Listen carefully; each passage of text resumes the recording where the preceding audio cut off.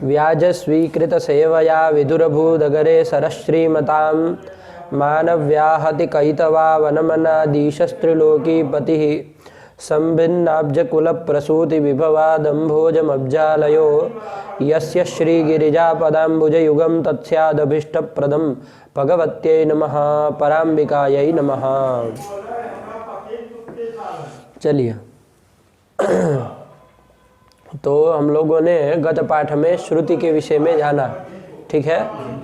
श्रुति के भेद प्रभेद सब याद है कि नहीं है याद? ठीक है, एक बार ऊपर से केवल भेद बोलते चलो। सबसे शुरुआत की थी अपौरुषेयम वाक्यम वेदः सच वेदः पंचविध, वो जो वेद है 5 प्रकार का, कौन कौन? ये हो गया। इसमें सबसे पहली आई विधि। वो विधि जो है वो कितने प्रकार की है? कौन कौन? उत्पत्ति विधि, विनियोग विधि, अधिकार विधि, प्रयोग विधि, ठीक है ना। उसमें विधि सामान्य का लक्षण क्या था? अज्ञातार्थ ज्ञापको वेद भागो विधि। वो विधि 4 प्रकार की, उत्पत्ति विधि, विनियोग विधि, अधिकार विधि, प्रयोग विधि, ये कर दिया। उसमें उत्पत्ति विधि का क्या लक्षण आया? और उसके बाद विनियोग विधि आई, उसका क्या लक्षण?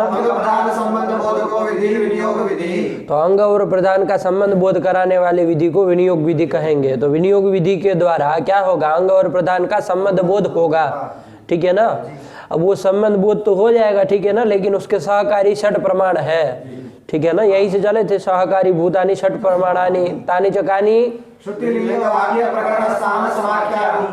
इसमें पूर्व पूर्वम बलियः, ठीक है ना, ऐसा कहा था ना, सब पूर्व पूर्व वाला बलवान है। तो श्रुति सबसे पहली, तो सबसे बलवती है। और सबसे दुर्बल कौन कहा जाएगा? इस तरह से अभी प्रश्न है कि सब 6 प्रमाणेषु सर्वतो प्रबलम किम, सर्वेभ्यः प्रबलम किम, तो फिर वो दे देगा। तो ध्यान रखना कि सर्वेभ्यः प्रबलम किम, तो ये जरूरी है कि पूछे लिंगादिभ्यः प्रबलम किम।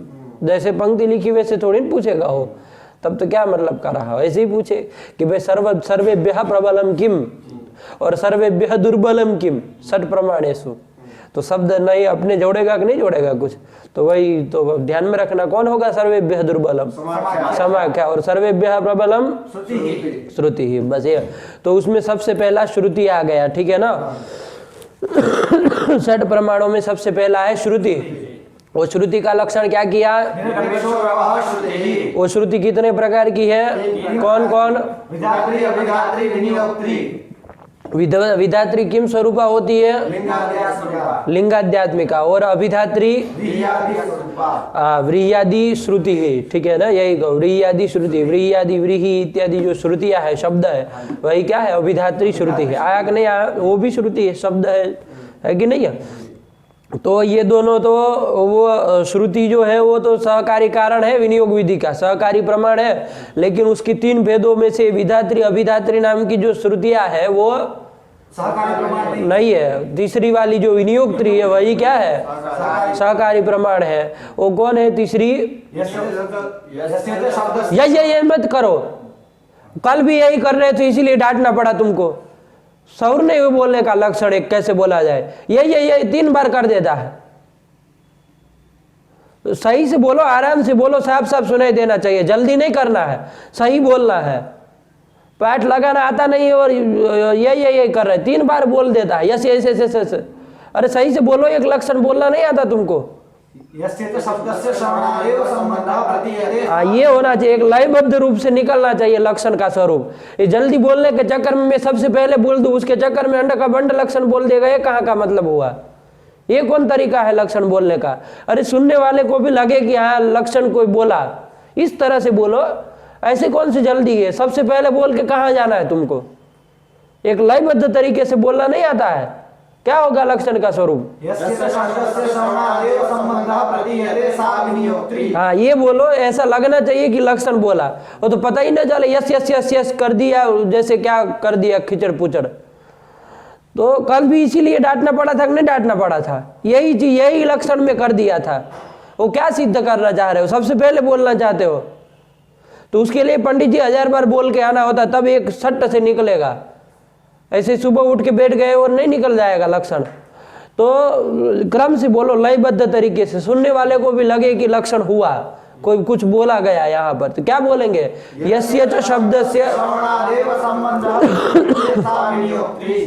एक बात बताऊं, बोलने सब लोग बोलते हैं, लेकिन ऐसे बोलो कि बोलने से ही लोगों को अर्थ समझ में आ जाए, उसका अर्थ बताना ना पड़े। सबसे अच्छा तरीका, बोलने वाले दुनिया में बहुत लोग हैं, लेकिन इस तरीके से, इस ढंग से बोलो कि बोलते ही सामने वाले को अर्थावगम होता चला जाए। ये सी आदत डाल लो बोलने की। गुद गुद गुद गुद करने से नहीं होगा, वो किसी को समझ में ही नहीं आया, ना शब्द उसके समझ में आया, अर्थ की तो बात ही छोड़ दीजिए। यस यस यस यस समझ कर दिया, ला बल, अब क्या करे? क्या वो विनियोक्त्री है, कैसे समझे? अरे ऐसे बोलना की अभ्यास करो, ऐसे निकल जाए शब्द कि सुनने वाले को ऐसे ही बिना कुछ पढ़ा नहीं है वो भी समझ जाए क्या कहना चाह रहे हैं। तो क्या बोलोगे? हाँ, ये सबसे उत्तम तरीका यही है बोलने का कि भाई सामने वाले को अर्थावगम हो जाए, बोलते ही उसको अलग से समझाना ना पड़े। ठीक है ना? तो चलिए ये कर दिया। और ये विनियोक्त्री श्रुति क्या होती है? विनियोग विधि के सहकारी भूत प्रमाण में आएगी। ठीक है ना? और ये विनियोक्त्री श्रुति भी कितने प्रकार की है? 3 प्रकार की है। विभक्ति रूपा, एकाभिधान रूपा, एक पद रूपा। विभक्ति रूपा मतलब विभक्ति स्वरूपा। विभक्ति स्वरूपा होगी तो विभक्ति को तृतीय विभक्ति हो, चाहे द्वितीय हो, चाहे सप्तमी हो, चाहे चतुर्थी हो, चाहे पंचमी हो, इन विभक्ति को सुनने मात्र से क्या हो जाता है? हमको अंगत्व का ज्ञान हो जाता है, अंगांगी भाव का ज्ञान हो जाता है। ठीक है ना? होता है कि नहीं? अंगत्व का ज्ञान हो जाता है। बात समझ में आई कि नहीं आई? तो ये विभक्ति रूपा विनियोक्त्री श्रुति, ये सब विभक्ति रूपा के ये सब उदाहरण हम लोगों ने देख लिए। तृतीया के देखे, द्वितीया के देखे, तृतीया के कौन कौन देखे? केवल बोलते चलो। और अरुणिया पिंगाक्षा एक आयन्ना और ददना जो होती उपरिष्ठा हमने समझा। ठीक है ना? ग्रंथ में 2 ही आए। फिर आया तृतीय, द्वितीया के कौन कौन?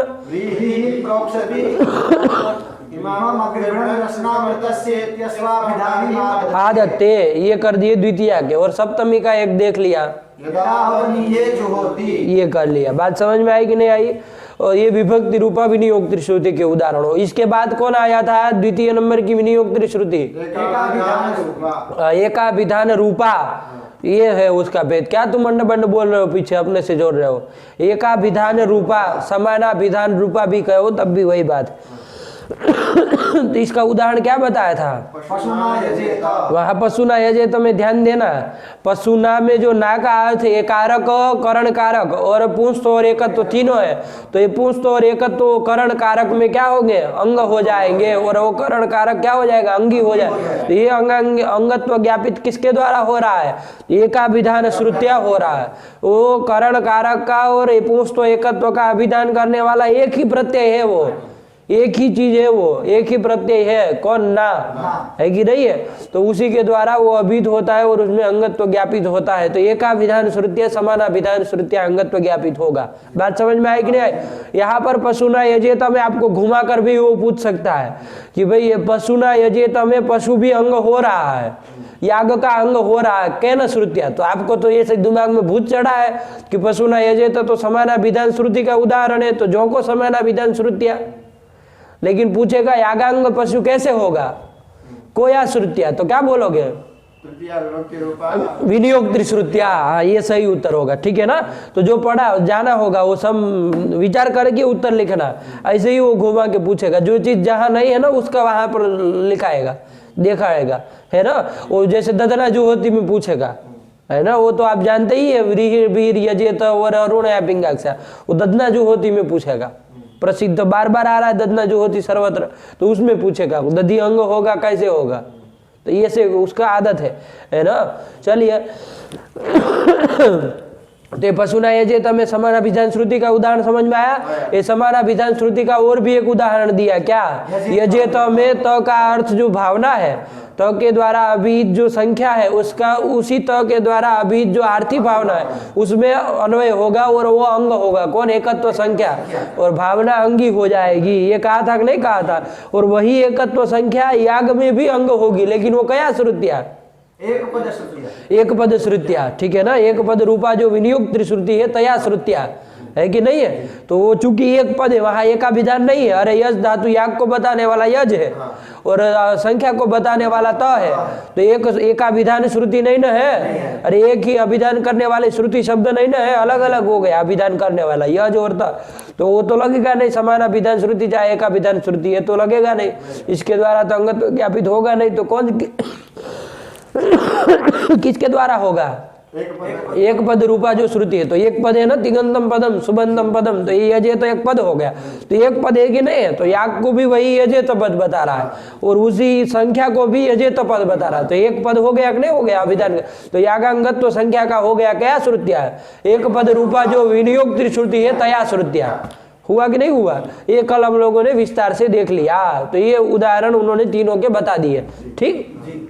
और इसके बाद उन्होंने बताया कि ये जो श्रुति है निरपेक्षोरवः श्रुति है ना, जो कि तीन प्रकार की हो रही है, विधात्री अभिधात्री विनियोग त्रिभेद से, और विनियोग त्रि भी तीन प्रकार की हो रही, विभक्ति रूपा, एकाभिधान रूपा और एक पद रूपा करके। तो ऐसी ये जो श्रुति है ना, भेद प्रभेद वाली श्रुति है, एक क्या होती है? लिंगादिभ्यः प्रबला, लिंगादि से वो प्रबला है, पूर्वम पूर्वम बलीयः, ऐसा करके। तो लिंगादिभ्यः प्रबला मतलब लिंगादि से प्रबल है। कौन है लिंगादि? सब कौन कौन है? लिंग, ये सब हो गए कि नहीं हो गए? इन सब से क्या है? वो प्रबला है, प्रबला है कि नहीं? कौन? श्रुति। तो प्रबला है, क्यों प्रबला है? प्रश्न पूछा जाएगा, क्यों प्रबला है भाई? अरे ये अपने दादा दद्दा का है क्या, जो मन में आए तो कह दिए? अरे इसका प्राबल्य है तो कैसे है? बताना पड़ेगा कि नहीं बताना पड़ेगा? बीज क्या है उसके प्राबल्य में श्रुति? तो उसके प्राबल्य में बीज ये है कि पंडित जी श्रुति जो है ना, वो प्रत्यक्ष रूप से किसी का विनियोग कराती है। और ये लिंग, वाक्य, प्रकरण, स्थान, समाख्या है, ये सब किसी वाक्य की कल्पना करनी पड़ती है, ठीक है ना। तो जब तक वो सब कल्पना करेंगे है ना, तब तक ये क्या करा देगी? किसी का विनियोग करा देगी। तो जटिति काम कर रही है कि नहीं कर रही है? तो वही जटिति अपना काम करा देगी, तब तक वो उसके कल्पना करने। अब जब वो विनियोग करा ही दी किसी चीज का, किसी मंत्र का, चाहे किसी द्रव्य का, तो इसका कोई मतलब रहेगा कल्पना करने का? फिर तो कल्पना करना व्यर्थ ही हो गया ना। तो लिंगादि का कल्पकत्व शक्ति जो है, कल्पना शक्ति जो है, वो व्याहत हो जाएगी। तो जब व्याहत हो जा रही, इसीलिए है ना, चूंकि प्रत्यक्ष विनियोजिका होती है श्रुति जो है, वो प्रत्यक्ष रूप से विनियोग कराती है ना, द्वितीयादि विभक्ति के द्वारा, चाहे एक पदाभिधान, एक पदाभिधान द्वारा, एक पद अभिधान द्वारा, है कि नहीं है? तो इसीलिए श्रुति का प्राबल्य है, ये उन्होंने बीज भी दे दिया। अब दृष्टांत के रूप में कुछ बताना, कोई संदेह इसमें? श्रुति के प्राबल्य में कोई संदेह नहीं ना। अब एक दृष्टांत बताना पड़ेगा, है ना, कि भाई जहां पर लिंगादि के द्वारा कुछ और जगह हो रहा था किसी मंत्र का, चाहे किसी का भी विनियोग, और ये श्रुति ने आके कहीं श्रुति के द्वारा, श्रुति का प्राबल्य होने के नाते वहीं पर विनियोग किया। तो उसके लिए दृष्टांत भी हम लोगों ने देखा। क्या मंत्र था? सुखे, ये मंत्र है, ठीक है ना, कि भाई हे इंद्र कदा दाशुखे हविर्दत्तवते यजमानाय कदाचन न स्तरीरसि, कदाचन कदाचिदपि न स्तरीरसि न हिंसको भवसि, कभी भी हिंसक मत हो जाना। अभी तो क्या होना? तो सष्टसी, उसके समीप जाना, उसको फल प्रदान करना, उसका अभिष्ट जो फल, मनोकामना वाला जो फल है ना, क्या कहा जाए उसको, उसका मनोकामना विषयीभूत जो फल है उसको क्या किया जाए? उसको देना, ठीक है ना। यही सष्टसी, बात समझ में आएगी नहीं? अब इस मंत्र के द्वारा, इस मंत्र में क्या हो रहा था? इस मंत्र से लग रहा है कि इंद्र का प्रकाशन हो रहा है कि नहीं हो रहा है? इंद्र शब्द सामर्थ्य से क्या हो रहा है कि इस मंत्र का कहाँ विनियोग करना चाहिए? तो इंद्र संबंधित किसी कार्य में इस मंत्र का प्रयोग करना चाहिए, विनियोग करना चाहिए, है कि नहीं है? तो ऐसा लग रहा है। कैसे लग रहा है? तो इंद्र जो शब्द है तत्सामर्थ्य से, इंद्र शब्द सामर्थ्य से, लिंग से ऐसा निकल के आ रहा है कि ये मंत्र का विनियोग कहाँ करना चाहिए? इंद्र संबंधित किसी कार्य में, इंद्र के उपस्थान में, चाहे इसका प्रयोग करना चाहिए, विनियोग करना चाहिए, ऐसा आ रहा है। तो लिंग से तो कहा विनियोग हुआ, इंद्र संबंधित कार्य में, इंद्रोपस्थान में कह दीजिए, कोई दिक्कत नहीं, वो भी इंद्र संबंधित कार्य है। और यहाँ पर तो इससे होना चाहिए, लेकिन श्रुति आ गई, वहां पर द्वितीय विभक्ति रूपा श्रुति आई। क्या है?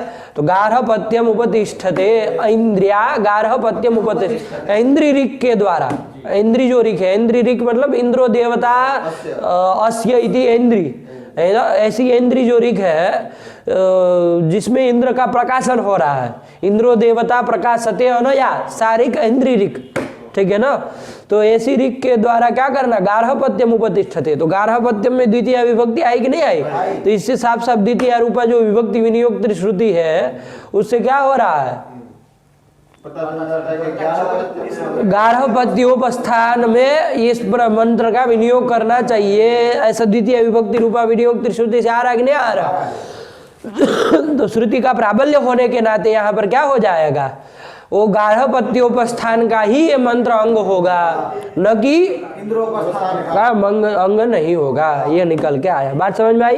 तो एक दृष्टांत ये ध्यान में रखिएगा, श्रुति के प्राबल्य का दृष्टांत है ये, बात समझ में आई? चलिए यहाँ तक हम लोगों ने कर लिया, अब इसके आगे चलना है। तो विनियोग विधि के सहकारी भूत जो 6 प्रमाण थे श्रुति लिंग वाक्य, उसमें श्रुति को बढ़िया से विस्तार से भेद प्रभेदों के उदाहरणों के द्वारा हम लोगों ने देख लिया। इसके बाद नंबर 2 का प्रमाण है लिंग। तो ये लिंग भी क्या है? विनियोग विधि का सहकारी भूत नंबर 2 का प्रमाण है कि नहीं है?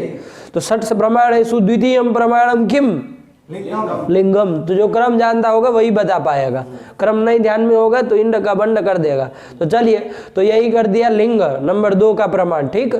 तो ये क्या है उसका लक्षण? तो बताया था आप लोगों को,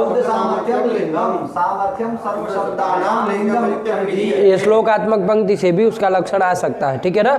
शब्द सामर्थ्यम लिब्धम, शब्द का जो सामर्थ्य है, शब्द की जो शक्ति है वही लिंग है। बात समझ में आई कि नहीं आई? और उसी को प्रमाण के रूप में दे दिया क्या? सामर्थ्यम सर्व शब्दानाम लिंगमित्य विधि, सर्व शब्दानाम सामर्थ्यम, सभी शब्दों का जो सामर्थ्य है, शक्ति है, वही लिंगमिति अभिधीयते कथ्यते। आया कि नहीं आया? तो यही लिंग है। चलो पढ़ो लिंग का। शब्द सामर्थ्यम लिंगम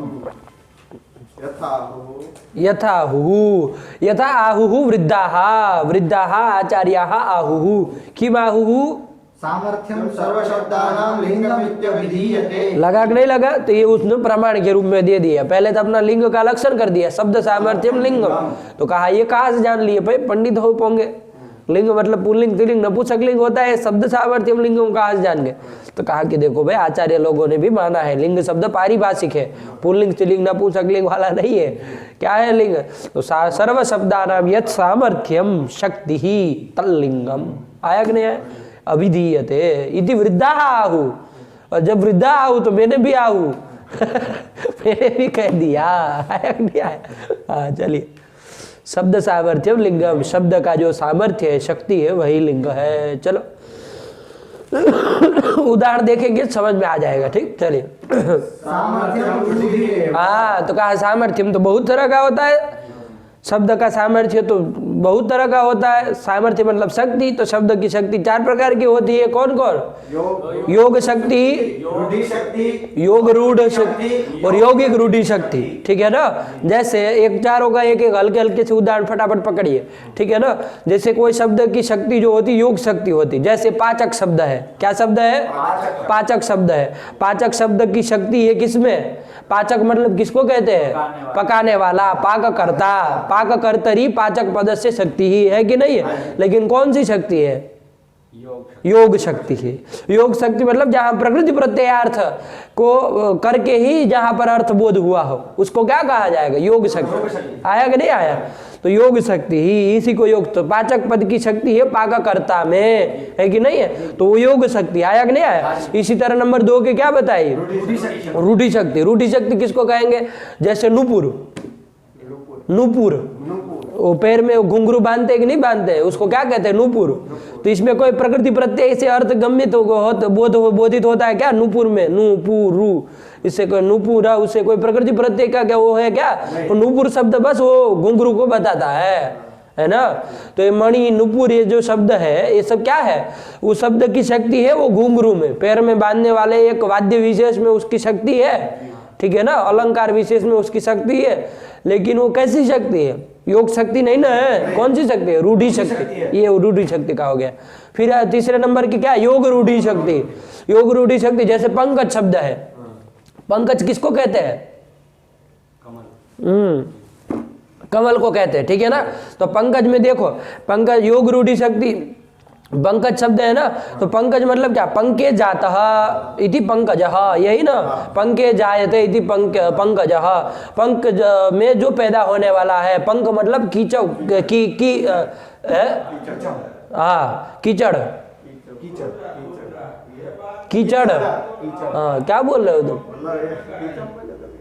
कीचड़, कीचड़, ठीक है ना, कीचक बन गया, कीचड़, अरे कादव, कादव कीचड़, ठीक है ना, यही क्या है, पंक है, उसमें जो पैदा होने वाला, पंके जायते, पंके मतलब कीचवे कादड़े, कीचड़े कादवे, कीचव कादव, कीचड़ कादव में होने वाला जो है उसी को क्या कहेंगे, पंकज कहेंगे। तो कमल है जो पैदा होता है कि नहीं होता है, कीचड़ में कादव में पैदा होता है कि नहीं होता है।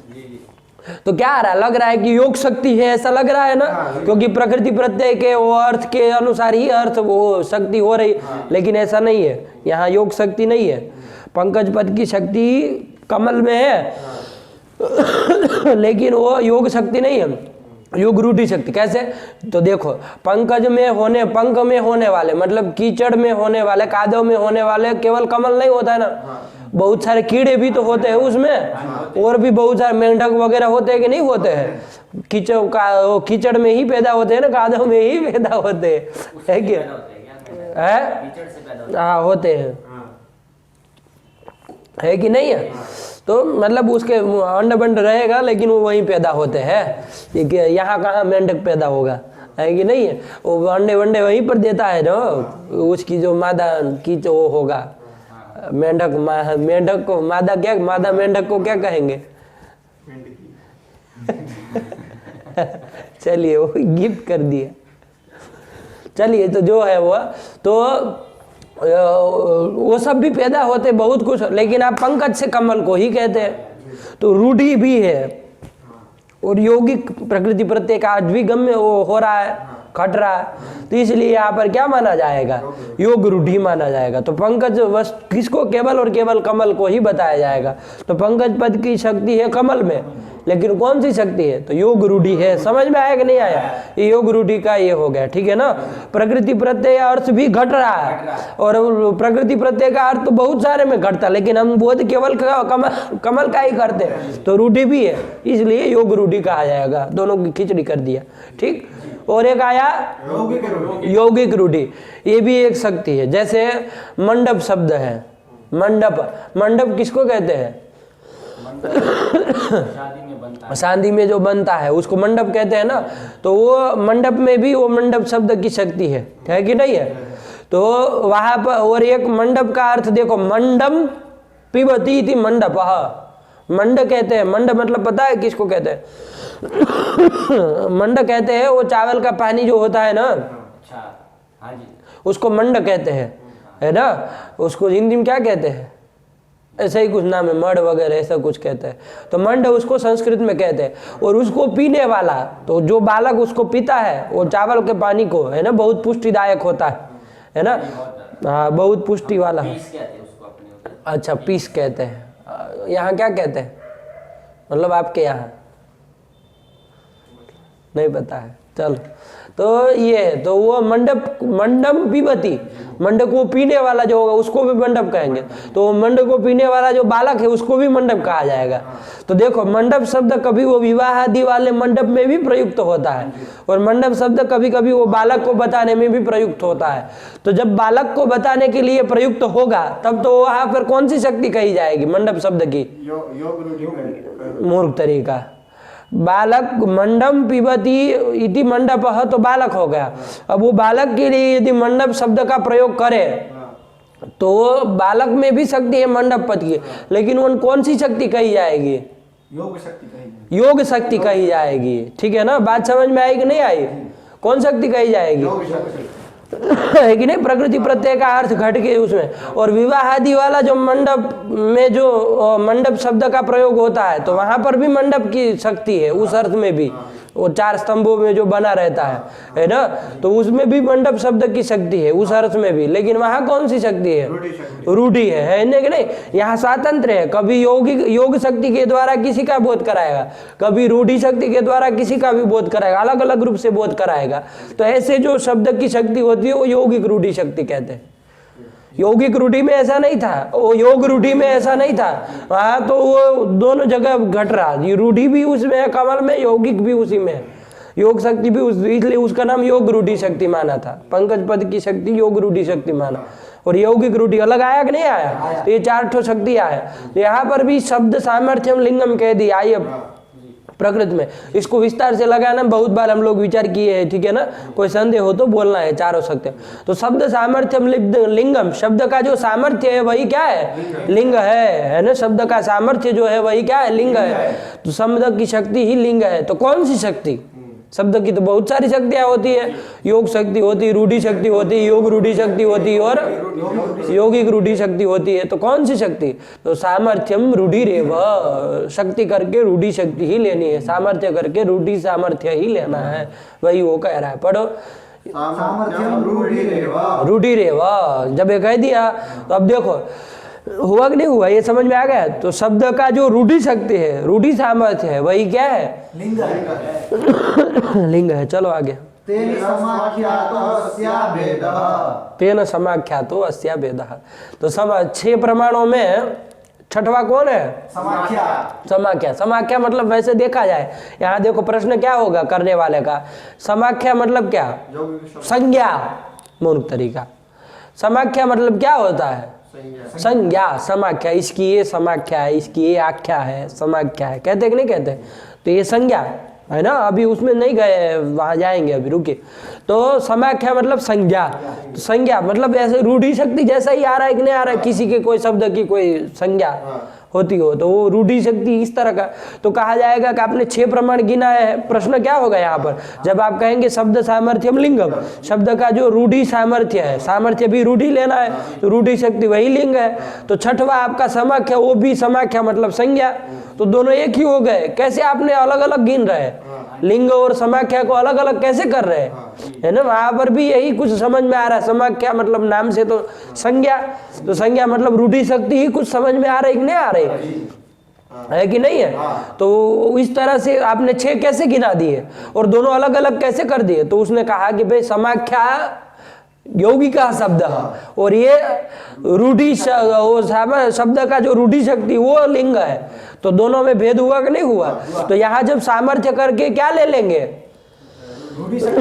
रूढ़ी सामर्थ्य ले लेंगे, रूढ़ी शक्ति ले लेंगे, है ना? सामर्थ्यम रूढ़ी रेव कह देंगे, तब क्या हो जाएगा? उसका फल क्या मिलेगा कि समाख्या से इसका भेद हो जाएगा। तो वही कहे सामर्थ्यम रूढ़ी रेव तेन समाख्यातो अस्या भेदः। तेन समाख्यातः अस्या भेद, मतलब अस्याह लिखा, अस्या भेद। अस्या मतलब ये रूढ़े है, शब्द रूढ़े है, शब्द रूढ़्यात्मक रूढ़े है, यही कहिए ना, क्योंकि लिंग से बोधित करना हो। समाख्यातो अस्य भेद कहना चाहिए ना, समाख्यातः अस्य लिंगस्य भेदः, समाख्या से लिंग भिन्न हो जाएगा। लिख रहा है अस्या, तो अस्या मतलब क्या? तो शब्द सामर्थ्यम लिंगम, सामर्थ्य रूढ़ी है, तो शब्द का जो रूढ़ी है तो वो भिन्न हो जाएगा समाख्या से। आया कि नहीं आया? चलिए यौगिक शब्द समाख्यातो रूढ़्यात्मक। यौगिक शब्द जो समाख्या है उससे रूढ़्यात्मक जो ये शब्द सामर्थ्य लिंग है उसको भिन्नत्वाद, उसका भिन्न होने के कारण भेद हो जाएगा। आया कि नहीं आया? चलिए यौगिक शब्द समाख्यातो। चलिए तो चलिए कोई किचड़ पिचड़ मत करिए। शब्द सामर्थ्यम लिंगम, ठीक, वो सामर्थ्य क्या लेना है? रूढ़ी सामर्थ्य ही लेना है। तो शब्द का जो रूढ़ी सामर्थ्य है, शक्ति है, वही क्या है? लिंग है, ठीक।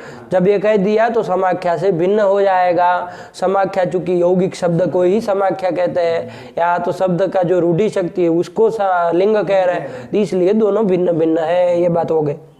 चलिए यौगिक शब्द समाख्यातो रूढ़्यात्मक लिंग शब्दस्य भिन्नत्वात्। लगा कि नहीं लगा? चलिए तेन बर्हिर्देव सदनं दामि इति मंत्रस्य कुशलवनांगत्वं न तु उलपादि लवनांगत्वं तस्य। देखो, हाँ, अपने से बोलता है क्या? क्या बोले पंक्ति? फिर से पढ़ो। तेन बर्हिर्देवसदनं दामि इति मंत्रस्य कुशलवनांगत्वं न तु उलपादि लवनांगत्वं तस्य। हाँ, चलिए, तो देखो, बर्हिर्देव, यहाँ पर इसको समझो, उदाहरण को, ये मुख्य है। बर्हिर्देव सदनम दामी, ठीक, बर्हिर दामी, ठीक, ये मंत्र है। बर्हि देव सदनम दामी, बर्हि देव सदनम दामी। तो बर्हि शब्द का अर्थ क्या होता है? तो आपको बताया था इसके पहले पाठों में, 10 विध जो दर्भ होते हैं, 10 प्रकार के जो दर्भ होते हैं, उसको बर्हि ही कहते हैं। 10 प्रकार के दर्भ, उसका श्लोक मिला। हम देखे थे कि वो सिर्फ अग्नि का कह रहे हैं कि अग्नि उसका पर्याय है, बर्हि शब्द नया 10 विधाः दर्भाः गम्यन्ते बर्हि शब्देन। बर्हि शब्द के द्वारा 10 विध, 10 प्रकार के दर्भ होते हैं, बोधित होते हैं, ठीक है ना, ये है। अब बर्हिर्दामी है ना, और बर्हि शब्द का जो रूढ़ी शक्ति है वो किस में है? कुश में है, ठीक है ना। उसमें बर्हि शब्द से वो सब बोधित होते हैं 10 विध दर्भ, लेकिन बर्हि शब्द का रूढ़ी शक्ति किस में है? कुश में है, ठीक है ना। अब देखो, बर्हिर्देव सदनम दामी ये मंत्र है। मुख्य विषय क्या है? बर्हिर्देव सदनम दामी ये मंत्र है, इसका विनियोग कहाँ पर हो, इस मंत्र के द्वारा क्या किया जाए, ये प्रश्न है, ठीक है ना। ये मंत्र किसका अंग हो, कौन सी क्रिया का अंग हो? तो बर्हिर्दामी, दामी मतलब लवनम करोमी, यही होगा ना, लवनम करोमी। लवन मतलब काटना, दाप लवने धातु का दामी बनता है, ठीक है ना। तो लवनम करोमी, दामी मतलब, तो लवन कर रहा हूँ, तो लग तो रहा है कि भाई लवन काटने में, लेकिन किसको काटने में? तो बर्हि ही दामी। तो बर्हि ही दामी मंत्र में आ रहा है ना, बर्हि ही दामी। तो बर्हि ही से तो देखा जाए तो बर्हि के अर्थ तो 10 विध दर्भ होते हैं, 10 प्रकार के दर्भ होते हैं, लेकिन बर्हि शब्द की कहाँ वो रूढ़ी शक्ति है? कुश में है, ठीक है ना। तो कुश लवन में ही इस मंत्र का प्रयोग होगा, आया कि नहीं? कुश लवनात्मक जो क्रिया है उसमें ये मंत्र का विनियोग होगा। लेकिन ये कैसे जानेंगे? यहाँ कोई साक्षात विनियोजी का श्रुति तो है नहीं। जैसे वहाँ इमाम अग्रे बढ़न रसनाम रेतस्य इति अश्वाभिधानिम आदत्ते, उस तरह की यहाँ कोई श्रुति नहीं है। विभक्ति रूपा चाहे एक पद रूपा चाहे कोई भी श्रुति नहीं है। तो कैसे जाने मंत्र का प्रयोग का? तो ये लिंग जो है, बर्हि शब्द का जो सामर्थ्य है, उसके बर्हि शब्द के सामर्थ्य से हमको पता चलेगा, बर्हि शब्द का जो रूढ़ी शक्ति है उससे हमें पता चलेगा कि कुश लवन में इस मंत्र का क्या करना चाहिए? प्रयोग करना चाहिए। बर्हिर्दामी, इससे पता चलता है हमको कि इस मंत्र का कहाँ प्रयोग करना चाहिए? कुश लवन में। कुशा जो होती है ना, उसको काटने के समय याग में जब उसका प्रयोग करना होगा तो उसको काटने के लिए जाएंगे कि नहीं जाएंगे? तो वो कुश लवन जब करेंगे तब ये मंत्रों को बोलना है। बर्हिर्देव सदनम दामी मंत्र बोल के वो कुश को काटना है। तो ये मंत्र का प्रयोग कहाँ? कुश लवन में प्रयोग विनियोग हुआ। तो मंत्र क्या हो गया? कुश लवन का अंग हो गया। हाँ, वो तो पता ही है, बर्हिर्देव सदनम दामी मंत्र है, लेकिन वो हुआ क्या? कुश लवन का अंग हो गया। किसका अंग हुआ? कुश लवन का। कुश लवन का अंग हो गया। आया कि नहीं आया? तो कुश लवन का अंग हो गया। तो कुश लवन क्या हो गया? अंगी हो गया। कुश लवन मतलब क्या? कुश को काटना। तो एक क्रिया है, क्रिया परक पड़ेगा, ठीक है ना। तो कुश लवन अंगी हो गया और ये मंत्र अंग हो गया। तो अंगत्व ज्ञापित हुआ कि नहीं हुआ? बर्हि देव सदनम दामी, इस मंत्र का अंगत्व बोधित हुआ कि नहीं हुआ? कैसे हुआ? तो ये लिंग से हुआ, लिंग उसमें सहकार किया तभी जाके हुआ। आया कि नहीं आया? क्योंकि बर्हि शब्द का जो सामर्थ्य है, रूढ़ी शक्ति है, वो कुश में है। तो इससे पता चला है कि कुश लवन में, दामी तो पढ़ा ही है, तो कुश लवन में इस मंत्र का प्रयोग करना चाहिए, ये निकल के आया, ठीक है ना। तो बर्हिर्देव सदनम दामी इति कुश लवनम कुर्यात, ये आएगा कि नहीं? ये सब वो कल्पना करनी पड़ेगी वाक्य की, ठीक। यहाँ साक्षात कोई विनियोजक शब्द नहीं है, ठीक। यहाँ ये वाक्य का कल्पना करनी पड़ेगी। चलिए तेन बर्हिर्देव सदनं दामि इति मंत्रस्य कुशलवनांगत्वम्। आया कि नहीं? कुशलवनांगत्वम, लिंग के द्वारा इसका अंगत्व कुशलवनांगत्व ज्ञापित हुआ। किसका? इस मंत्र का। कौन मंत्र का? बर्हिर्देव सदनं दामि। इसका हुआ कि नहीं हुआ? उलपादि का वो उलपादि लवन का वो अंग नहीं होगा। 10 विदर्भ में एक उलप भी है, उलप नाम का है ना, तृण विशेष है, सब तृण ही है 10 प्रकार के, तो वो उसके लवन में मंत्र प्रयुक्त नहीं होगा। तो उलपादि लवनांगत्वम न भवति, लिंगेन किम भवति, लिंगात किम भविष्यति, कुशलवनांगत्वम अस्य मंत्र से सिद्ध्यति, न तो उलपादि लवनांग। उलप, उलप समझ रहे हैं ना, उलप एक तृण का नाम है ना, 10 विदर्भों में एक उलप नाम का भी है। तो उलपादि लवनांगत्वम, आदि से वो और विदर्भ ले लीजिएगा, तो उलपादि लवनांगत्वम न संभवति, है ना, न भवति। अभी तो कस्य कुशलवनांगत्वम एवं मंत्रस्य, कस्मात्? लिंगात, शब्द सामर्थ्य रूपात लिंगात ज्ञातम। चलिए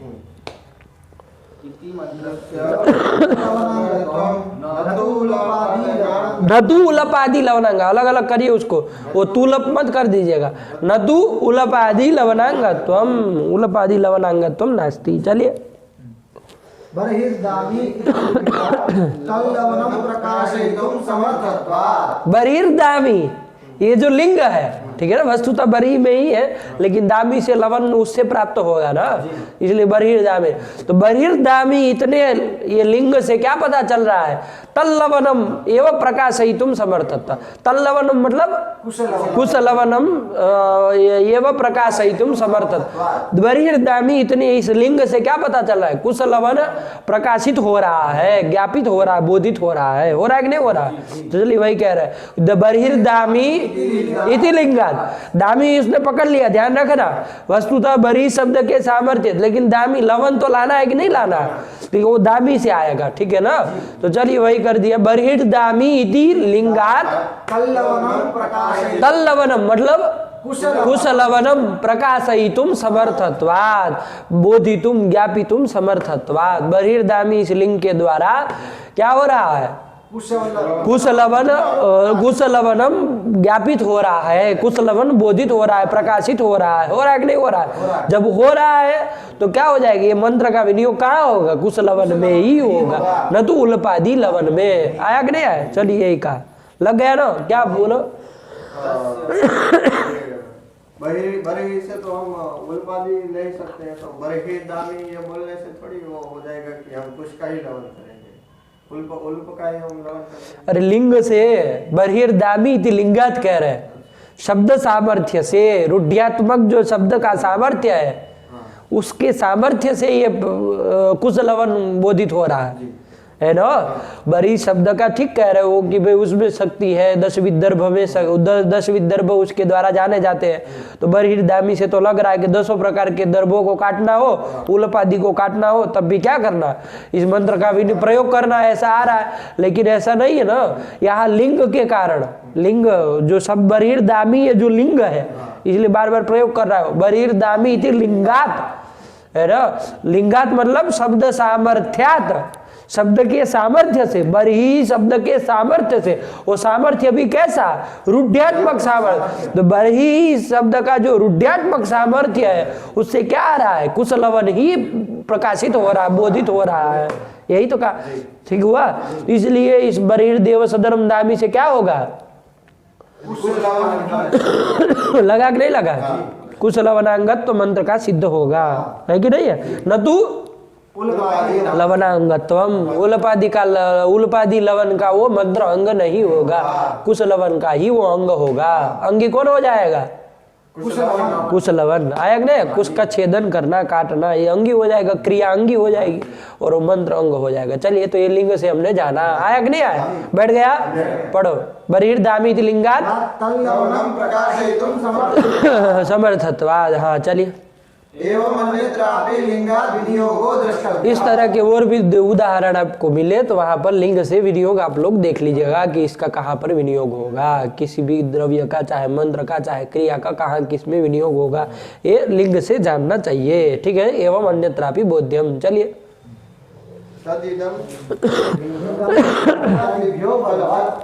पूर्व पूर्व बलि यह कहा था ना, तो ये जो लिंग है ये भी बलवान, किसकी अपेक्षा बलवान होगा? वाक्य प्रकरण स्थान समाख्या। तो वाक्यादिभ्यः बलवत्, वाक्य प्रकरण स्थान समाख्या, इन चारों की अपेक्षा बलवान होगा। ऐसे पूछेगा कि लिंग कितने से, संख्या में प्रश्न पूछेगा कि कितने से बलवान होता है ना, ये नहीं पूछेगा किससे किससे, अकस्मात बलवान फिर लिख देगा कि वाक्यादिभ्यः, तो ऐसी पंक्ति नहीं पूछेगा, पूछेगा कितने से बलवान होता है, तो क्या कहोगे? 4 से बलवान होता है। चतुर्भ्यः बलवत् लिंगम, आया कि नहीं? तो ऐसा है उसका, ऐसे ही प्रश्न बनाने चाहिए, है कि नहीं? घूम जाए दिमाग उत्तर देने वालों, हमको एक बार बनाने दे तो बनाए चलो उत्तर ही ना है न पढ़ने वालों को चलिए, तदिदं लिंगम वाक्यादिभ्यो बलवत् हुआ।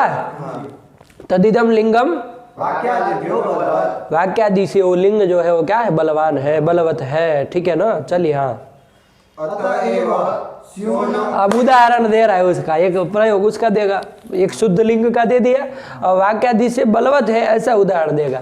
वाक्य से कहीं अन्यत्र विनियोग हो रहा था और लिंग ने आके वहां करा दिया, और लिंग की प्राबल्य होने के कारण लिंग से ही वहां पर वो विनियोग माना जाएगा। तो उसका एक दृष्टांत दे रहे, क्या दे रहे हैं? अतएव करके, मतलब अतएव मतलब लिंगस्य प्राबल्यादेव, वाक्यादिभ्यः प्राबल्यादेव, लिंगस्य बलवत्वादेव। आया कि नहीं? अतएव क्या हो जाएगा? तो पढ़ लीजिए एक बार पूरा। अतएव स्योनम ते सदनम कृणोमि इति मंत्रस्य पुरोडाश सदन करणागत्वम् सदनम कृणोमि इति लिंगात् न तो वाक्यात्। चलो कर दिया ये, इसको मंत्र आ गया। स्योनम ते सदनम कृणोमि घृतस्य धारया सुसेवं परिकल्पयामि। है क्या है? स्योनम ते सद, देखो टीका में लिखा है सुशे, सब अपनी अपनी में देखो, है टीका में होगा। कौन टीका है तुम्हारे पास? इसमें कौमुदी तुम्हारे आपके पास, और कौमुदी ही है शायद। हाँ, तो देखो कौमुदी में नहीं है, कौमुदी में लिखा होना चाहिए, कौमुदी में होना चाहिए, नहीं है कौमुदी। परिकल्पयामि, आगे बढ़ो। मेध सुमनस्य मानः, ये मंत्र है। ठीक, इतने मंत्र का ध्यान रखो, मंत्र को पकड़ लो, और कुछ जरूरत नहीं है। मंत्र पे वो कर लो, कुछ चिन्ह बना लो, ये मंत्र जरूरत पड़ेगा पूरा इसको समझने के लिए। ठीक, क्या है मंत्र? स्योनम ते सदनम कृणोमि घृतस्य धारया सुसेवं परिकल्पयामि तस्मिन् सीद अमृत, अमृत होगा, अमृते नहीं होगा, अमृत। यदि गलत लिखा तो काट दो, और सीधा अमृत प्रतिष्ठ व्रीहिणां मेध सुमनस्य मानः, ये कर दिया। चलिए, वो रखना चाहिए, वो एक आता है ना हाईलाइट करने वाला, वो रखना चाहिए। वो पेन से ऐसे नहीं करना चाहिए, ऐसे मंत्र के ऊपर बस वो हाईलाइट कर देना चाहिए कि भाई ये मंत्र है।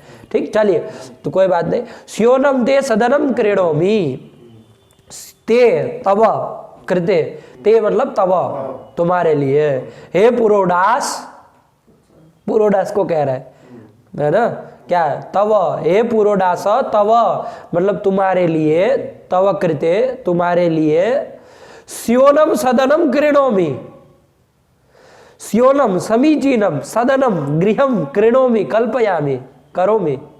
हे पुरोडास तुम्हारे लिए मैं स्योनम समीचीनम अच्छा, सदनम गृहम करम गृहम है ना, स्थानम क्या करोमि? क्रीणोमि करोमि। हे पुरोडास मैं तुम्हारे लिए एक अच्छा सा घर बना रहा हूँ, घर मतलब ऐसे मकान नहीं बनाना, पुरोडास को बना बेटा, लेकिन एक स्थान बना रहा हूँ, समीचीन स्थान को बना रहा हूँ। कैसे बना रहा हूँ? तो घृतस्य धाराया, घी की धारा करके, घृतस्य धाराया सुसेवम, सुसेवम सुष्ठु सेवितुम योग्यम, अच्छी तरह से सेवन करने योग्य ये जो सदन है वो परिकल्पयामी। कैसे परिकल्पयामी? घृतस्य धाराया, घी की धारा करके, घी की धारा। हे पुरोडास, समझ में आया अर्थ? हे पुरोडास, तुम्हारे बैठने के लिए, तुम्हारे लिए मैं क्या कर रहा हूँ? अच्छा समीचीन सदन स्थान बना रहा हूँ। कैसे बना रहा हूँ? तो घृतस्य धाराया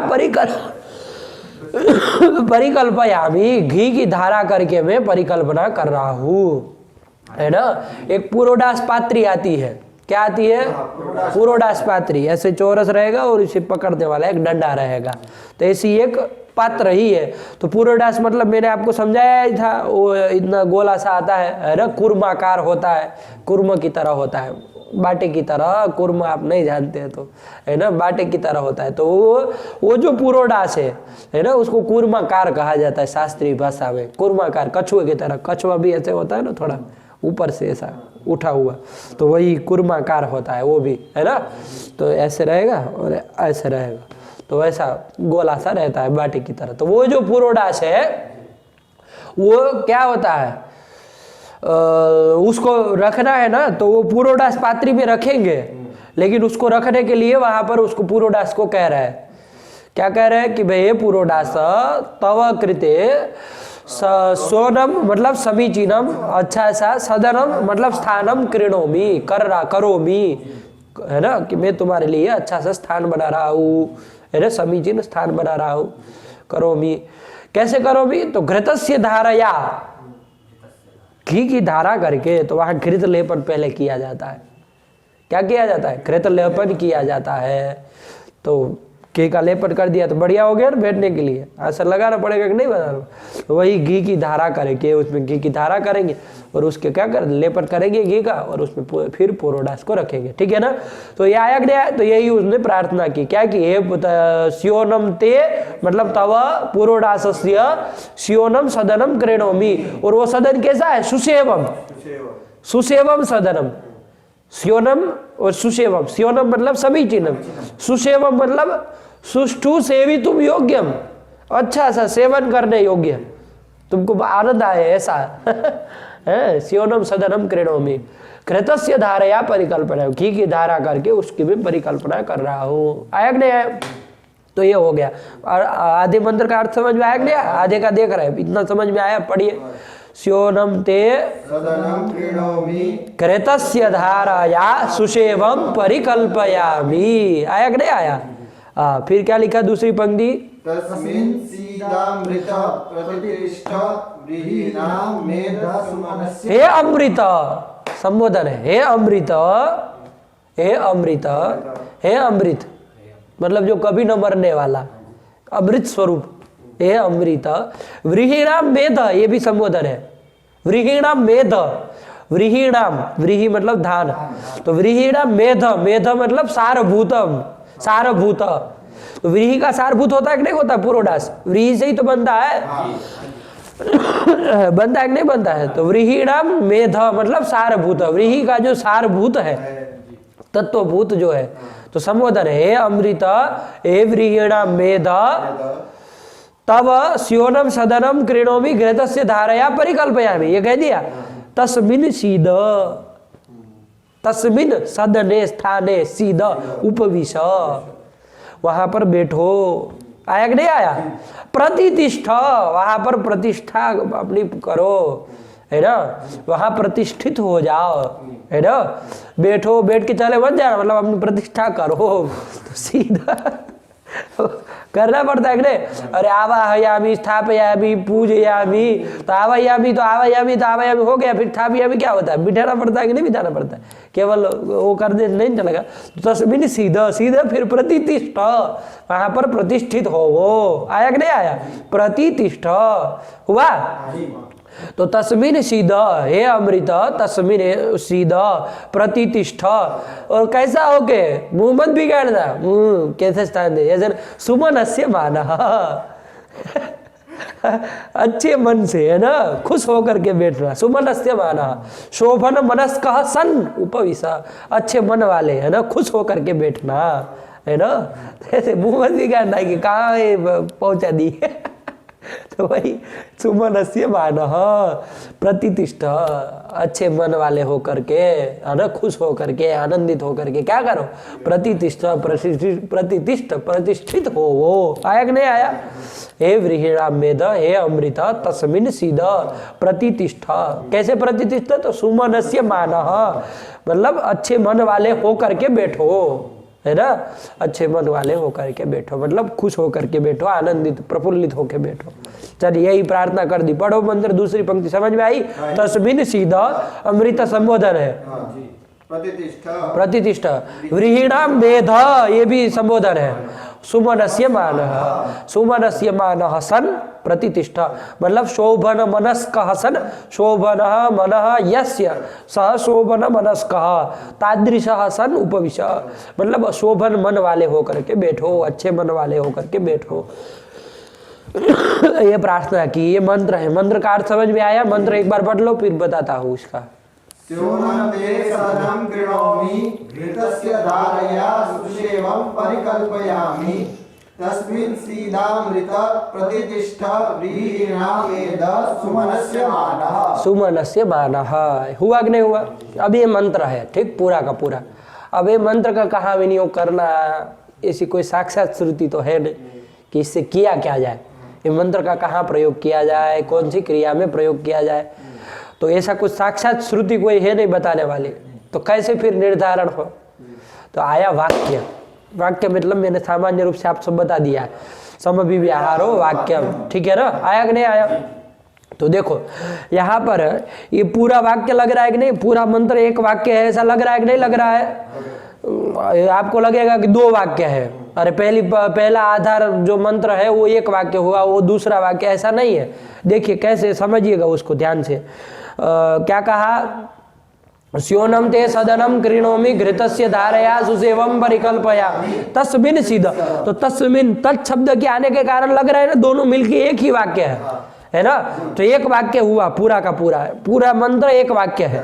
तस्मिन् सीद प्रतिष्ठ सुमनस्य मानः, हे अमृत हे व्रीहिणाम मेध प्रतिष्ठ, यहाँ तक का एक पूरा वाक्य समझ में आ रहा है ना? तो ये पूरा का पूरा एक वाक्य है। बात समझ में आई कि नहीं आई? तो ये वाक्य और वाक्य से क्या समझ में आ रहा है? ये मंत्र का कहाँ प्रयोग करना चाहिए?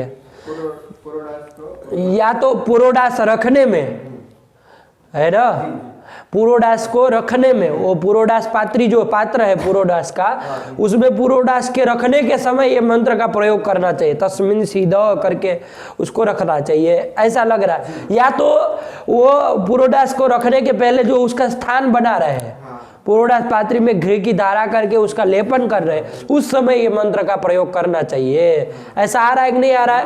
वाक्य से ये आ रहा है ना? क्या आ रहा है वाक्य से? या तो पुरोडास को रखने के समय मंत्र का प्रयोग करना चाहिए, या तो पुरोडास का स्थान बनाने के समय। तो पुरोडास का स्थान बनाने समय मतलब पुरोडास सदन करणे अस्य मंत्र से विनियोग। पुरोडास का सदन करणे मतलब पुरोडास का सदन मतलब स्थान, उसको बना करणे मतलब उसको बनाने के समय इसका प्रयोग करना चाहिए। अथवा तो पुरोडास साधन करणे, साधन मतलब बिठाना, बिठाने के समय। आया कि नहीं आया? इनके शब्दों से समझ में आया? तो पुरोडास सदन करणे अथवा पुरोडास साधने, साधने, साधन करण क्या होता है? पुरोडास साधने, तो पुरोडास साधने प्रयोग, दोनों में से किसी में भी प्रयोग करना चाहिए। इतना समझ में आया? कैसे, किससे आ रहा है? वाक्य से आ रहा है ना? देखो वाक्य पूरा मिला करके एक है, ध्यान रखना। पूरा कैसे एक है वाक्य? जो तस्मीन से तस्मिन आ रहा है, वरना ऐसा भी आप लोगों को भ्रांति हो सकती है कि पहला एक वाक्य हो गया स्योनम ते सदनम कृणोमि घृतस्य धारया सुसेवम परिकल्पयामि, एक वाक्य हो गया, और तस्मिन सीधे दूसरा वाक्य हो गया प्रतिष्ठा ये करके। तो ऐसा नहीं ना, तत् शब्द से तस्मिन कह दिया तो उससे लग रहा है ना वाक्य। जैसे मैं कहूँ तत्र घटः सम्यक आसीत् तम आनय, तो पूरा एक वाक्य हो जा रहा है ना कि सभी चीनम घटम आनय। तो इस तरह से यहाँ पर भी पूरा एक वाक्य हो रहा है। तो एक वाक्य पूरा एक मंत्र एक वाक्य हो रहा है, और इस वाक्य रूप सहकारी प्रमाण से क्या किसके ये मंत्र कहाँ विनियोग करना चाहिए? या तो पुरोडास सदनकरण में या तो पुरोडास साधन में। पुरोडास सदनकरण मतलब पुरोडास का स्थान बनाने के समय, वो घी की धारा बनाना मतलब वहाँ काट कूट के बनाना नहीं है, वो घी की धारा जब कर रहे हैं और घी का लेपन कर रहे हैं उस समय या तो मंत्र का प्रयोग करना चाहिए, या तो पुरोडास को रखने के समय, पुरोडास साधन करने के समय, पुरोडास को वहां का स्थापित करने के समय क्या करना चाहिए? मंत्र प्रयोग करना। ये किससे आ रहा है? वाक्य से आ रहा है। आ रहा है कि नहीं आ रहा है? अब ये तो वाक्य से आ रहा है, लेकिन यहाँ लिंग भी देखो, शब्द के सामर्थ्य से भी तो देखो ये कहाँ विनियोग हो रहा है। ठीक है, ये तो वाक्य से हम लोगों ने देखा। अब लिंग शब्द के सामर्थ्य से देखो, स्योनम ते सदनम कृणोमि कृतस, ये जो शब्द का जो सामर्थ्य है कि हे पुरोडास तव कृते स्योनम समीचीनम सदनम कृणोमि स्थानम कृणोमि करोमि कल्पयामि कृतस्य धारया परिकल्पयामि, क्रिय की धारा से मैं परिकल्पना कर रहा हूँ। तो ये शब्दों के सामर्थ्य से क्या आ रहा है कि ये जो पूर्वार्ध है, पूर्वार्ध, पूर्वार्ध मतलब कितना?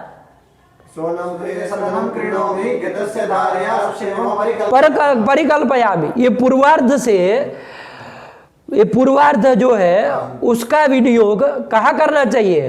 पुरोडास सदन करने। पुरोडास का स्थान नहीं समझ रहे हो गधे? पुरोडास का स्थान बनाने के समय क्या करना चाहिए? ये पूर्वार्ध का प्रयोग करना चाहिए। ये कैसे शब्दों के सामर्थ्य से आ रहा है कि नहीं आ रहा है? शब्द की शक्ति से आ रहा है, सामर्थ्य से आ रहा है कि भाई स्योनम समीचीनम तव सदनम स्थानम कृणोमि करोमि कृतस्य धारया सुसेवम सुष्ठु सेवितुम योग्यम परिकल्पयामि, है ना, निर्माणम करोमि, घी की धारा करके। तो इसके शब्द सामर्थ्य से क्या आ रहा है कि ये जो पूर्वार्ध इतना है उसका तो पुरोडास सदनकरण में विनियोग करना चाहिए, और उत्तरार्ध जो है तस्मिन सीधा प्रतिष्ठा, तो इन शब्द सामर्थ्य से आ रहा है कि उत्तरार्ध का विनियोग कहाँ करना चाहिए? पुरोडास साधन है, पुरोडास को रखने में इसका विनियोग करना चाहिए। ऐसा लिंग से आ रहा है कि नहीं आ रहा है? लिंग से क्या आ रहा है? पूर्वार्ध का प्रयोग करना चाहिए, और उत्तरार्ध का ये तो लिंग से आ रहा है, शब्द सामर्थ्य से ऐसा लब्ध हो रहा है।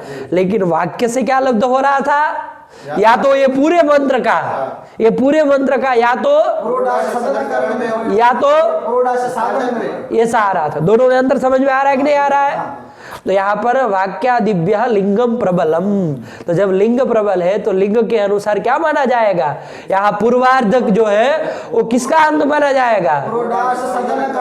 अंग हो जाएगा। कौन से? उसे स्योनम ते सदनम करो कृणोमि घृतस्य धारया सुसेवम परिकल्पया, इतना जो ये मंत्रांश है और उत्पूर्वार्ध है, मंत्र का अंश है, उसका पूर्व इतना अंश किसका अंग हो जाएगा? सदनकरण का अंग हो जाएगा। पुरोडास स्थान बनाने का जो क्रिया है उसका ये अंग हो जाएगा। आया कि नहीं? और उत्तरार्ध जो है तस्मिन सीधा मृत प्रतिष्ठ व्रीड़ा मेध सुमनस्य मानः, इतना जो उत्तरार्ध है मंत्रांश है वो किसका अंग हो जाएगा? अंग हो जाएगा। ऐसा लिंग से आ रहा है तो यही माना जाएगा, वाक्य का नहीं माना जाएगा। ठीक है ना? वाक्य से तो आ रहा था का पूरा मंत्र का कहीं विनियोग हो रहा था, क्योंकि पूरा मिलके एक वाक्य था, और इसका इस मंत्र का कहीं एकत्र विनियोग हो रहा था। आ रहा था कि नहीं आ रहा था? कहीं एकत्र ही विनियोग हो रहा था। चाहे पुरोडास सदन में करिए चाहे उसमें आग्रह नहीं है, लेकिन एक में ही पूरे मंत्र का हो रहा था। लेकिन लिंग से क्या आ रहा है? पूर्वार्ध जो है वो किसका अंग है? और अंग है। समझ में आया कि नहीं आया? तो ये लिंग से यहाँ पर ये अंगांगी भाव बोधित हुआ। आया कि नहीं आया? तो वही कहा अतएव श्रवणम ते सदनम कृणोमि। ये किसका अंग हो जाएगा? ये थोड़ा ही अंश लिखा है, श्योनम ते सदनम क्रीडोमि घेत से धारया सुसेवम परिकल्पया, ये किसका अंग हो जाएगा? पुरोडाश सदन करण का अंग हो जाए। तो वही क्या लिखा है, श्योनम ते सदनम क्रीडोमि इति मंत्रस्य पुरोडाश सदन करणांगत्वम। ठीक है, पूर्व ये इतना मंत्र मतलब वो पूर्वार्ध ले लेना पूरा, उसका सदन करणांगत्वम और उत्तरार्ध का पुरोडाश साधनांगत्वम। साधनांगत्वम, साधन करणांगत्वम भी कर दीजिए, लेकिन साधन करण मतलब थोड़ा वो, तो पुरोडाश साधन करे, पुरोडाश को बिठाने का, ये पुरोडाश को स्थापित करने का, ये उसमें ये मंत्र का विनियोग करना, तो उसका अंग हो रहा है। ये आ रहा है ना, लिंग से आ रहा है, ठीक है ना, वाक्य से यहाँ पर नहीं बना। तो वही लिखा, पढ़ो, श्योनम ते सदनम क्रीणोमि इति मंत्रस्य पुरोडाश सदन करणांगत्वम सदनम कृणोमि इति लिंगात्। सदनम कृणोमि, इस लिंग से, इस शब्द सामर्थ्य से, सदनम स्थानम कृणोमि इस शब्द के सामर्थ्य से आ रहा है कि पुरोडाश स्थान सदन करण में इस मंत्र का प्रयोग करना चाहिए। आ रहा है कि नहीं आ रहा है? तो इति क्या लिखा, सदनम कृणोमि इति लिंगा न तो वाक्य। वाक्य से यहाँ पर व्यवस्था नहीं होगी, है ना, वाक्य से भी हो जाता, सदन करण का अंग हो जाता, लेकिन पूरा मंत्र होता है ना। हमको केवल उस लिंग से केवल उतना पूर्वार्ध ही उसका अंग होगा, और उत्तरार्ध जो है वो पुरोडाश साधन का अंग होगा। ये लिंग से आ रहा है, व्यवस्था बनी कि नहीं बनी?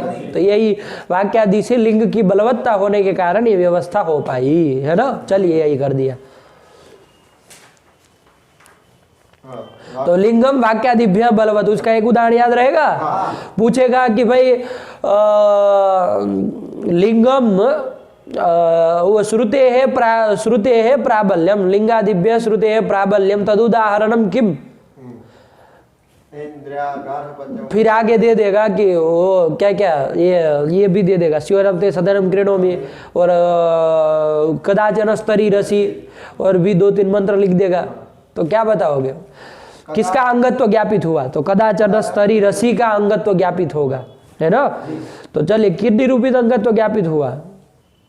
गार्हपत्योपस्थान निरूपित अंगत्व ज्ञापित हुआ, है ना, मतलब गार्हपत्योपस्थान का वो अंग बना, ये अंगत्व ज्ञापित हुआ। चलिए आया नो, ये कर दिया।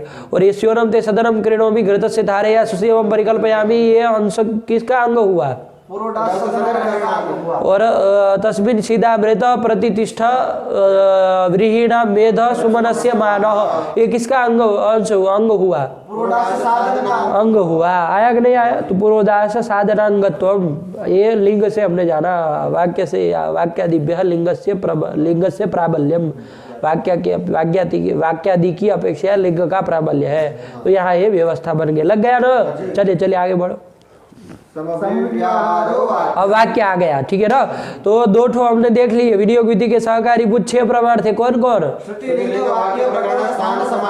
उसमें सबसे पहला श्रुति, निरपेक्षोरवः श्रुति, वो देख लिया। इसके बाद नंबर 2 का आया, ये भी देख लिया, क्या है? शब्द सामर्थ्य लिंगम सामर्थ्यम रूढ़िरेव तेन समाख्यातो अस्या भेद। इतना जोखी देना है कि नहीं है, ये कर दिए। और तीसरे नंबर का प्रमाण कौन है? वाक्य, वो आया। तो चलो क्या कहा? समभिव्याहारो वाक्यम,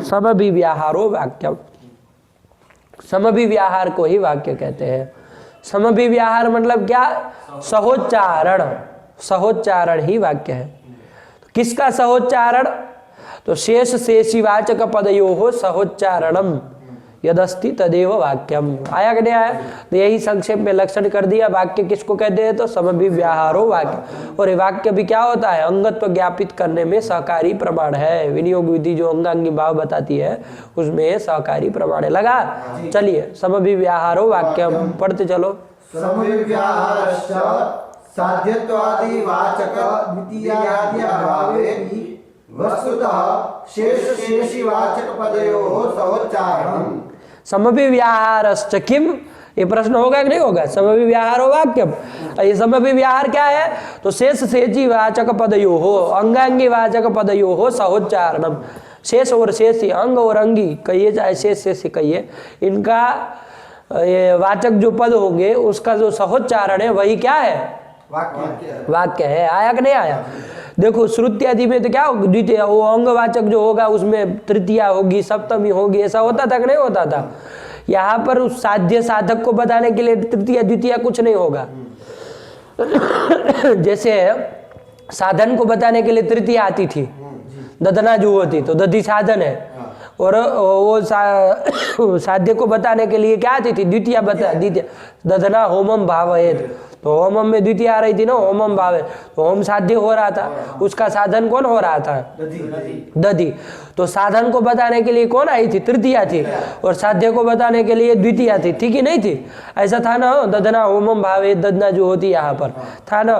तो साध्य साधन को बताने वाली द्वितीया यहाँ पर कुछ नहीं होगा, है ना, उसके अभावे भी, ध्यान रखना, उसके अभावे भी कह रहा है, उसके अभाव रहने पर भी शेष शेषी वाचक का जो सहोच्चारण है वही क्या है, समभिव्याहार है, और वही वाक्य है, वही लिखा, पढ़ो वो साध्यत्वादि वाचक द्वितीयाद्य भावे, साध्यत्वादि, साध्य आदि से क्या ले लोगे, साध्यत्वादि, साधनत्व, साध्यत्व साधनत्व आदि को बताने के लिए द्वितीयादि अभावे भी, द्वितीय आदि से क्या ले लोगे, तृतीया, तो द्वितीयाद्य भावे भी, तृतीयाद्य भावे भी वस्तुतः शेषशेषी वाचक पदयोः सहोच्चारणम समभिव्याहार, आया कि नहीं आया, और यही वाक्य है, लगा। अब दृष्टांत वगैरह देगा, चलिए। यथा यस्य वर्णमयी जुहुर्भवति न स पापं श्लोकं शृणोति, ठीक है ना, दर्श पौर्णमासी आ गए, उसमें जुहू के द्वारा कोई कोई कार्य होगा कि नहीं, जुहू एक यज्ञ पात्र विशेष है, हम लोगों ने देखा था, ठीक है ना, वो सूची की तरह आता है, इतना लंबा चौड़ा थोड़ा मोटा सा होता है, तो वो एक यज्ञ पात्र है, ठीक है ना, याग करने में साधनीभूत एक द्रव्य पात्र है जिसका नाम है जुहू, ठीक है ना। अब वो जुहू जाइए, वो जुहू जो है ना, वो जुहू जो है वो बनानी है, तो किससे बनाया जाए, तो वहाँ पर बनाया जाता है पलाश के द्वारा बनाई जाती है, ठीक है ना, तो पलाश के द्वारा वो बनाई जाए, पलाश मतलब किसको पलाश कहते हैं, खाखरो, गुजराती में खाखरो, इधर देखे ना, देखना चाहिए, हिंदी के शब्द भी आना चाहिए, तो चलिए पलाश ही कहते होंगे, तो यही पलाश है, तो उसकी बनती है, ठीक है ना। अब देखिए ये मंत्र आया हो, ये दृष्टांत पहले समझिए तब समझ में आएगा, क्या दृष्टांत दिया यथा करके, यस्य वर्णमयी जुहुर्भवति न स पापं श्लोकं, यस्य यजमानस्य पर्णमयी पलाशमयी जुहुर्भवति, जुहु यज्ञ पात्र विशेषः भवति, है ना, जिस यजमान का पलाश की बनी हुई यज्ञ पात्र जुहू रहता है, न सह सह सह यजमान पापम श्लोकम अपकीर्तिम न शृणोति, नहीं सुनता है ना, जिस यजमान का जो जुहू है वो पलाशमयी हो, पलाश का बना हुआ हो, पलाश से निर्मित हो, पलाशमयी मतलब पलाशेन निर्मिता भवति, सह यजमान पापम श्लोकम मतलब अपकीर्ति न श्रेणोती, उसको अपकीर्ति का श्रवण नहीं करना पड़ता है, आया कि नहीं आया, तो चलिए यही उन्होंने कहा। अब ये देखिए ये वाक्य है, ठीक, वे वाक्य है यहाँ पर दर्श पौर्णमास प्रकरण में आया है, तो ये वाक्य है। अब ये इसमें क्या हो रहा है, समभिव्याहार हो रहा है कि नहीं हो रहा है, सहोच्चारण हो रहा है कि नहीं हो रहा है, तो आप कहेंगे किसका सहोच्चारण हो रहा है, तो देखो पर्णमयी जुहुर्भवति, अंग और अंगी का शेष शेषी का वो हो रहा है, जुहू लेकिन कैसी, पलाश निर्मिता, तो जुहू जो है वो क्या हो रहा है, जुहू कैसी होनी चाहिए, पलाशमयी होनी चाहिए, पलाश निर्मिता होनी चाहिए, तो इससे समझ में आ रहा है कि नहीं आ रहा है कि पलाश जो है वो क्या है, अंग है, और वो जो है वो अंगी है, ठीक है ना, वो जो है वो साध्य है, कौन, जुहू, जुहू साध्य है, और उसका साधन कैसे होगा, जुहू बनेगी कैसे, साधन क्या है उसमें, तो पलाश, तो साधन जो है वही अंग हो जाएगा, और साध्य जो है जुहू है ना, जुहू बनानी है ना, तो जुहू जो साध्य है वो क्या हो जाएगी, अंगी हो जाएगा, तो शेष शेषी वाचक पद का क्या हो जाएगा, समभिव्याहार हो रहा है कि नहीं हो रहा है, सहोच्चारण हो रहा है, तो ये वाक्य है पूरा का पूरा, ये वाक्य हो गया। तो और ये वाक्य के द्वारा किसका अंगत्व बोधित हो रहा है, पलाश जो है ना वो क्या होती है, शेष होती है, और शेषी कौन होता है, पलाश जो है वो किसी दूसरे के लिए है ना, जुहू के लिए है, तो वो परार्थ शेष, तो ऐसा करके जुहू जो है वो पलाश जो है वो क्या हो रही है, वो अंग हो रही है। शेष हो रही है, अंग हो रही है और साधन हो रही है, जो कहिए हो, ठीक है ना, जो शब्द से आपको समझ में आ रहा है। और जुहू जो है वो अंगी हो रहा है, शेषी हो रहा है, साध्य हो रहा है। तो यहाँ साध्य साधक को बताने वाली कोई द्वितीय विभक्ति है क्या? दोनों तो प्रथमांत है, पलाशमयी जुहुर भवती, तो दोनों प्रथमांत है। साध्य साधन को बताने वाला कोई द्वितीय पद नहीं है ना। तो तब भी यहाँ शेष शेषी वाचक पदों का यहाँ पर क्या है, सब में सहोच्चारण है कि नहीं है? तो यही वाक्य है। और इस वाक्य के द्वारा जुहू का अंग हो रहा है कौन? पलाश हो रहा है। आया कि नहीं आया? तो चलिए वही कह दिया कि जुहुवंगत्वम पर्णस्य, पर्णतायाः मतलब पलाशस्य जुहुवंगत्वम, जुहू निरूपित अंगत्वम, जुहू का अंग हो जाएगा पर्णता मतलब पलाश। आया कि नहीं आया? चलिए, यथा यस्य पर्ण जुहुर्भवति न समापं श्लोकं शृणोति अत्र पर्णता जुह्वो समभिव्याहारेव पर्णताया जुह्वा। पर्णता और जुहू का समभिव्याहार है कि नहीं, सहोच्चारण है कि नहीं है? तो पर्णता जुह्वो हो, पर्णता मतलब पलाश, और जुहू तो यज्ञ पात्र बता ही दिया। तो पर्णता जुह्वो हो समभिव्याहार जुह्वंगत्वम, ये समभिव्याहार से मतलब वाक्य से ही पता चल गया कि जुहू का अंग है कौन? पलाश। लगा कि नहीं लगा? चलिए चलिए चलिए, बस रह दे देते यहाँ पर। अब नच पूर्व पक्षी आ गया, तो नच अनर्थक्यम करके पूर्व पक्ष करेगा। वो कहा ये तो अनर्थक है सब, है ना। अरे जुहू यज्ञ पात्र बनाना है ना आपने, तो वो तो किसी से भी बन जाएगा। अरे यज्ञ पात्र मतलब एक आकार विशेष का पात्र बनाना है, तो वो तो किसी भी लकड़ी से बन जाएगा। बन जाएगा नहीं बन जाएगा? किसी भी लकड़ी से बन जाएगा। तो ये पर्णमयी जुहुर भवती ये सब क्या है? अनर्थक्य है, व्यर्थ है ये सब, ठीक है ना। चलिए वही कह न चा अनर्थक्यम, क्यों? अन्यथापि जुह्वाः सिद्धत्वात्, अन्यथापि मतलब अन्य न प्रकारेणापि, जुह्वाः सिद्धत, जुह्वो हो कि जुह्वा? जुह्वाः सिद्ध, जुहू शब्द दीर्घ उकारांत है, स्त्रीलिंग में चलता है। तो जुह्वाः सिद्धत्वात्, जुहू जो है वो अन्य प्रकार से भी सिद्ध हो जाएगी। तो अनर्थक्यम है ना। तो ये सब पलाश की जुहू हो रही है, ये सब क्या है? अनर्थक है।